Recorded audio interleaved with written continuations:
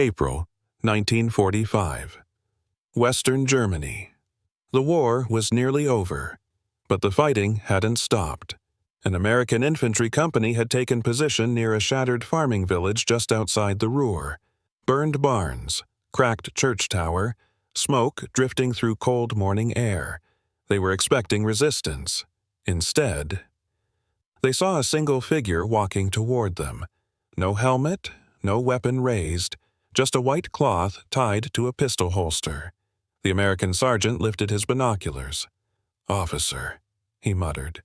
The man stopped about 50 yards away. His uniform was dirty, but still sharp. Rank insignia visible. A German major. He raised both hands slowly. The Americans aimed rifles, but didn't fire. The major spoke in accented English. "Please, I request to speak. It is not for myself." That's when things became strange. He wasn't surrendering. He wasn't negotiating. He looked desperate, not afraid for his own life, but for something else. The lieutenant stepped forward cautiously. "You've got 30 seconds, he said. The German major swallowed, and then he said something that made every American soldier look at each other in disbelief. "There are civilians trapped in the factory behind the ridge. Women, children. They are between your artillery and our command." Silence. No one expected that. An enemy officer walking through open ground, not to save himself, but to ask for help. The lieutenant narrowed his eyes. "Why would you come to us?" The major's voice cracked for the first time. "Because my own command will not stop the shelling." And suddenly, this wasn't just another battlefield encounter, it was something else, something dangerous, and possibly a trap. Subscribe to the channel and don't miss new war documentaries. The American lieutenant didn't answer immediately. Instead, he studied the German major's face. No arrogance, no defiance, no hidden smirk, just exhaustion. And something close to desperation. Behind the ridge, distant artillery thumped again. The ground vibrated under their boots. The major flinched, not at the Americans, at the sound coming from his own side. That detail didn't go unnoticed. The lieutenant turned to his sergeant. "If this is a trick, it's a bold one." The sergeant squinted toward the factory skyline barely visible through the smoke. "What's your play, sir?" The lieutenant stepped closer to the major. "How many civilians?" The answer came immediately. 37. Mostly women. Some children. They were sheltering in the lower storage level when fighting began. "Why haven't they left?" The major swallowed. "Because our command believes the Americans are already inside. They are shelling to prevent you from taking the position." Silence again. The Americans exchanged looks. If he was telling the truth, artillery would bury those people alive within the hour. But if he was lying, they would be walking straight into a fortified position. The lieutenant made a decision. "You walk in front. If anyone fires from that factory, you're the first one down." The major nodded without hesitation. "Understood." That response changed everything. He wasn't negotiating for survival. He had already accepted the risk. 2 American riflemen moved up behind him. The patrol formed quietly. Step by step, they crossed the open ground.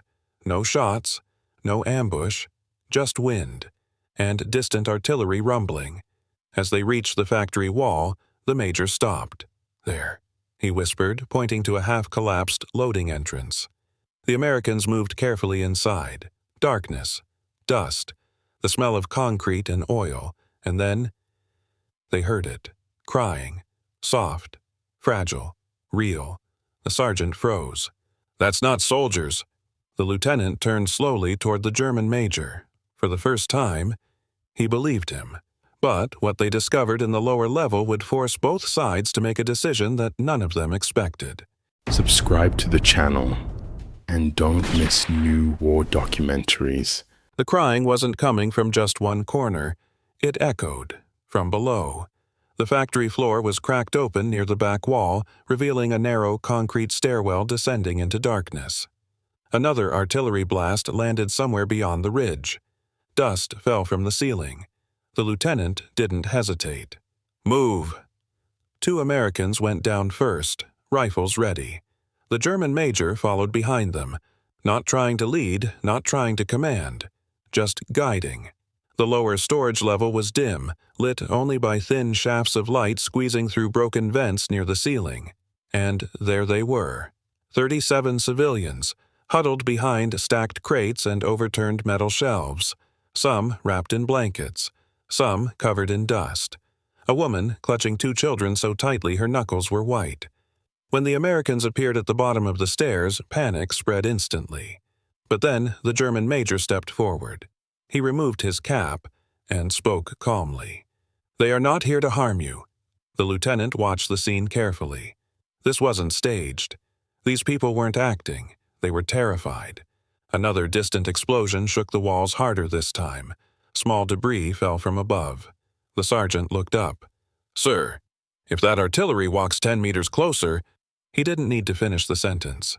The lieutenant turned to the major. "Can you contact your artillery command?" The major's jaw tightened. "They will not answer me." "Then who will?" Silence. Then the major said something unexpected. "There is a forward observation post 2 kilometers east. If it is still operational, we may be able to signal them." The sergeant frowned. "That's German-controlled territory." "Yes," the major replied quietly, "which is why they will listen to me." The Americans understood what that meant. To reach that post, someone would have to move through active combat lines, and whoever went might not return. The lieutenant made another decision. "You and me," he said to the major. The sergeant stepped forward immediately. "Sir, that's insane." The lieutenant didn't break eye contact with the German officer. "If he's lying, I'll know before we get halfway." The major nodded once. Not proudly, not confidently, just resolute. Behind them, another explosion rocked the building. Time was running out, and now enemies were about to walk into danger together. Subscribe to the channel and don't miss new war documentaries. The walk to the forward observation post felt longer than 2 kilometers. Artillery shells continued landing behind them, each explosion closer than the last. The American lieutenant kept his sidearm ready, but he no longer aimed it at the German major. They were moving too fast, too exposed, too committed. Smoke drifted across the fields as they reached the tree line east of the factory. Beyond it stood a small reinforced concrete bunker, half hidden under camouflage netting. The major raised one hand. "Let me speak first." The lieutenant nodded once. The major stepped forward and shouted in German. For a moment, nothing happened. Then a rifle barrel appeared from the bunker window. Voices followed, tense, demanding. The major stood his ground. He spoke firmly now, not as a desperate man, but as an officer taking responsibility. He pointed back toward the factory. He gestured urgently. The lieutenant couldn't understand the words, but he understood the tone. This wasn't negotiation. This was confrontation. Another shell exploded in the distance. The major turned suddenly and grabbed the American lieutenant's arm. 5 minutes, he said breathlessly. "They are adjusting range." Inside the bunker, shouting intensified. Then something unexpected happened. The major removed his sidearm and dropped it on the ground. He stepped closer to the bunker entrance. "If you will not listen to reason," he called out, "then I will stand where the shells fall." Silence. Even the wind seemed to pause. The American stared at him. He wasn't bluffing. He was willing to die to prove the truth. Seconds passed. Then, a radio operator inside the bunker hesitated. The commanding officer appeared at the doorway, studying the American lieutenant. Then the major. The major spoke one final sentence. The officer inside looked shaken. He turned sharply. Orders were shouted. The radio crackled. Coordinates were corrected. And then the artillery stopped. Not slowly, not gradually, completely. Silence rolled across the battlefield like a wave. The lieutenant looked back toward the factory. No new smoke, no fresh impacts. The major closed his eyes for a brief second. Just one. Relief. When he opened them, the American lieutenant extended his hand. This time, the German major did not beg. He did not salute. He simply accepted the handshake. 2 officers, no longer enemies in that moment, just men who chose to save lives. Behind them, the war was still raging, but for 37 civilians, it had ended.